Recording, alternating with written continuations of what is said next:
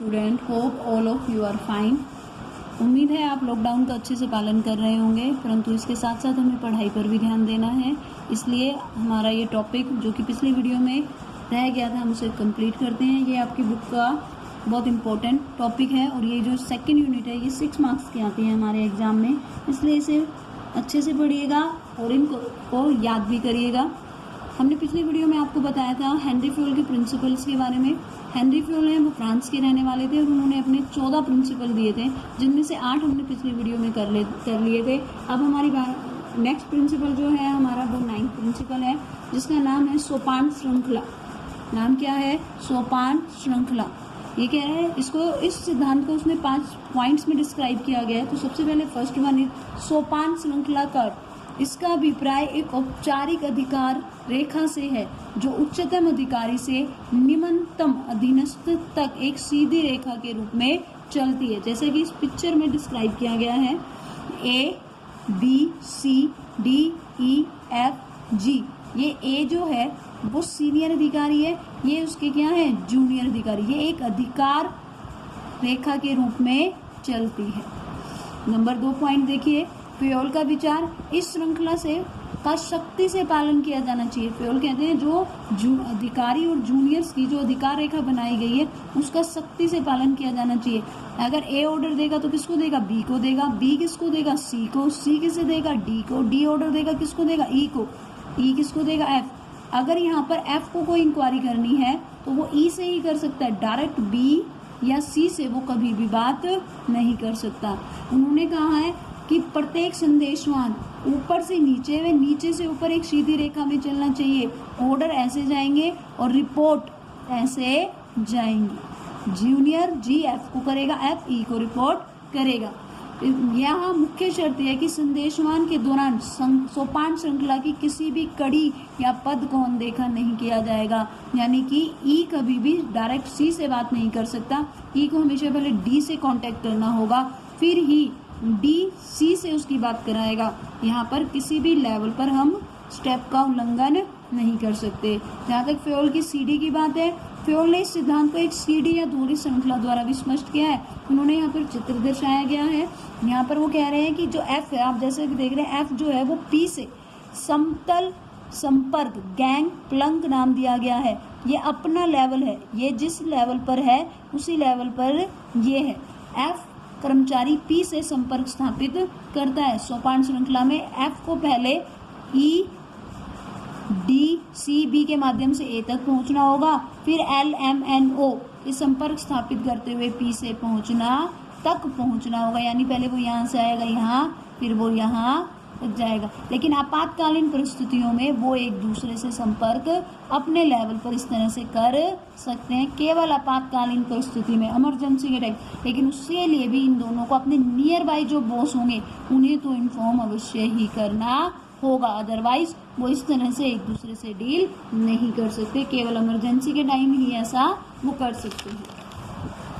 Number 4 पर देखिए, अधिकारों उपयोगिता। अधिकारों एवं संदेशवान की अधिक स्पष्ट व्याख्या होने के कारण समस्याओं को शीघ्रता से हल किया जा सकता है। जब अधिकार हमारे इस तरह से एक श्रृंखला के रूप में चलते हैं तो जो भी समस्या जिस भी लेवल पर होती है वो उसी समस्या का, जैसे यहाँ ए था या बी या सी, किस लेवल पर समस्या है उसके शीघ्रता के साथ क्या कर सकते हैं, हम सोल्व कर सकते हैं। गैंग प्लंक के बारे में हमने वहाँ पर पीछे आपको बता दिया है। ये कह रहे हैं धनात्मक प्रभाव। जब हम सोपान श्रृंखला के सिद्धांत का हम पालन करते हैं तो सूचनाओं का व्यवस्थित प्रभाव होता है। सूचनाएं कहाँ से चली हैं, कहाँ किस सोर्स पर वो उत्पन्न हुई, किससे खबर होती हुई किस तक पहुंच रही है, इस व्यवस्थित प्रभाव होता है। अधिकारों का पूर्ण आदर से बेहतर संबंध होते हैं और समस्याओं का शीघ्र हल में मिल जाता है। नेक्स्ट जो प्रिंसिपल है हमारा वो है व्यवस्था एवं क्रमबद्धता, यानी ऑर्डर। इस सिद्धांत को एक्सप्लेन करने से पहले मैं एक बात यहाँ पर क्लियर करेंगे हम। जिस प्रकार हमारे घर में हर एक सामान रखने का अपनी एक जगह होती है, किचन का सामान किचन में मिलेगा, किचन का सामान भी किस ड्रॉर में क्या है, या हम कहें बाकी हमारे बुक्स कहाँ रखी होंगी, हमारे कपड़े कहाँ रखे होंगे, ठीक इसी प्रकार इस सिद्धांत में भी यही बात की गई है। फ्योल ने कहा है प्रत्येक उपक्रम में 2 अलग अलग व्यवस्था होनी चाहिए।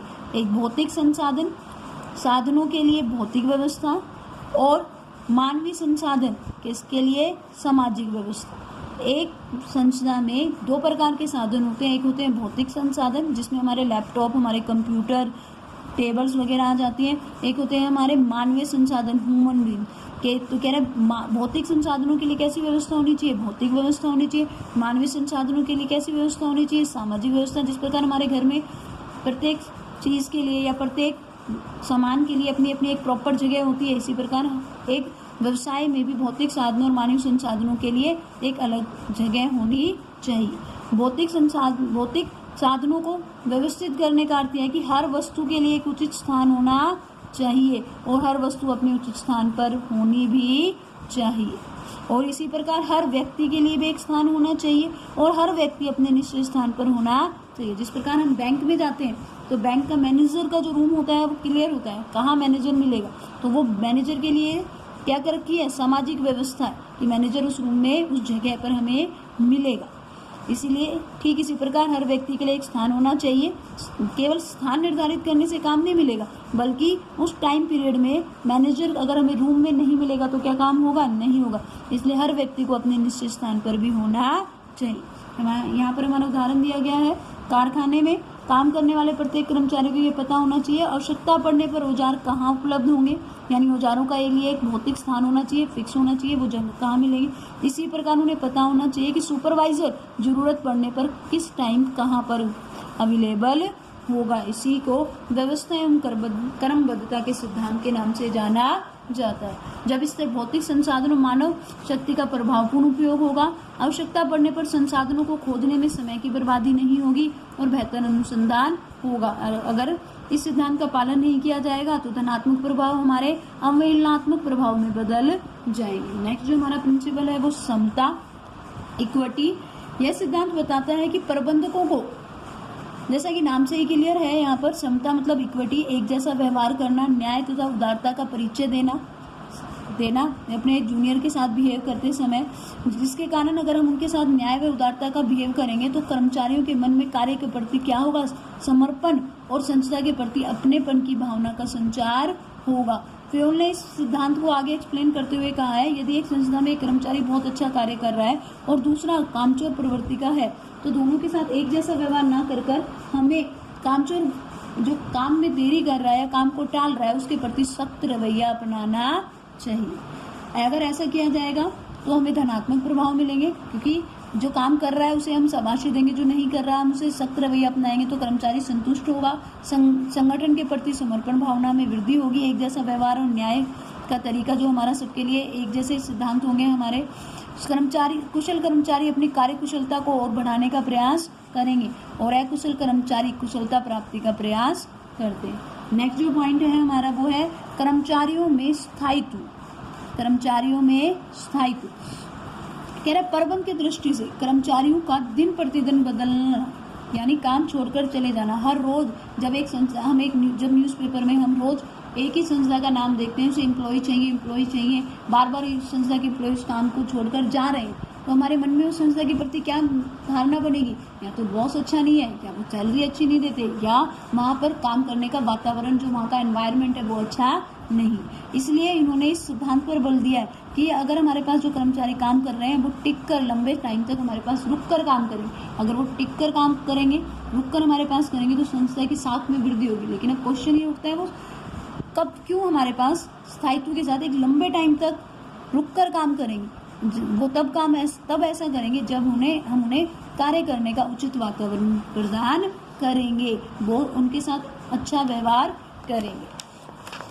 अगर कर्मचारी बार बार बदलते रहे तो बार बार कर्मचारियों को हमें ढूंढना पड़ेगा, न्यूज़पेपर में ऐड डालनी पड़ेगी, जिससे उनको ट्रेन करना पड़ेगा, जिसके कारण संस्था की लागत बढ़ जाती है और संस्था की साख में भी कमी आती है। इसलिए हमें चाहिए कि संस्था में जो भी एम्प्लॉय काम कर रहे हैं उनके स्थायित्व की बात, उन्हें इस बात का भरोसा दिलाएं कि उन्हें काम से नहीं निकाला जाएगा। अगर हम ऐसा कर पाते हैं तो वो कॉन्फिडेंट के साथ हमारे यहाँ काम करेंगे। अगर लगातार उन्हें हमेशा ये डर बना रहता है कि वो कभी भी उन्हें काम से निकाल दिया जाएगा तो उनका ध्यान ज़्यादातर हर समय नए कार्यों की खोज में लगा रहेगा, जिसके कारण वो अपने काम में पूरी समर्पण के साथ काम नहीं कर पाएंगे। तो अगर हम कर्मचारियों के स्थायित्व पर बल देंगे कि उन्हें जल्दी से काम से नहीं निकाल जाएगा, तो संस्था के प्रति कर्मचारियों के विश्वास में वृद्धि होगी, मार्केट में संस्था की गुडविल बढ़ेगी और कुशल कर्मचारी जब वो इधर उधर काम को नहीं ढूंढेंगे तो संस्था की ओर उनका झुकाव बढ़ेगा। बार बार कर्मचारी जब काम छोड़कर नहीं जाएंगे, लंबे टाइम तक रुके रहेंगे, तो हमें उन्हें ट्रेनिंग देने की लागतें भी हमारी क्या आएंगी, कम आएंगी, अन्यथा इसके विपरीत प्रभाव हमें सहन करने पड़ेंगे। जो नेक्स्ट प्रिंसिपल है वो हमारा पहल क्षमता। पहल क्षमता से अभिप्राय है कि जो प्रबंधक है वो तो नियम कानून जो भी बनाता है अपने इसी रूम में बैठकर बनाता है, हेनरी फुल कहते हैं, लेकिन वास्तव में कार्य तो जूनियर को करना पड़ता है। इसलिए कभी कभी प्रबंधकों का ये कर्तव्य है वह अपने कर्मचारियों के में अधिकारों की सीमा अनुशासन के अंतर्गत रहते हुए किसी कार्य को करने या निर्णय लेने में पहल करने की भावना उत्प्रेरित करे। यानी अगर जूनियर के मन में कोई आइडिया आया है उस काम को बेहतर तरीके से करने का, तो बेझिझक अपने बॉस के सामने उस चीज़ को कह सके। ऐसा तभी संभव होगा जब प्रबंधक अधीनस्थों के विचारों का क्या करेगा, स्वागत करेगा। जब कोई जूनियर अपने सीनियर के सामने अपना कोई आइडिया शेयर करता है, अगर उस आइडिया को उसका बॉस धैर्यपूर्वक सुन लेता है तो अगली बार चाहे वो उसके आइडिया को फॉलो अप करे ना करे, सिर्फ सुन ले, तो अगली बार वो और बेहतर तरीके से आइडिया को रिप्रेजेंट करने के लिए या अपना आइडिया देने के लिए क्या रहेगा, तैयार रहता है। अगर बॉस आपके आइडिया को सुनता है या जूनियर के आइडिया को सुनता है तो इससे कर्मचारियों की सोच शक्ति में वृद्धि होगी, कर्मचारियों को निर्णय लागू करने में सहयोग देंगे, वो बेहतर तरीके से अपने काम को कर पाएंगे। कर्मचारियों की संस्था के प्रति अपनेपन की भावना में भी क्या होगा, वृद्धि होगी। लास्ट जो हमारा प्रिंसिपल है वो है सहयोग की भावना।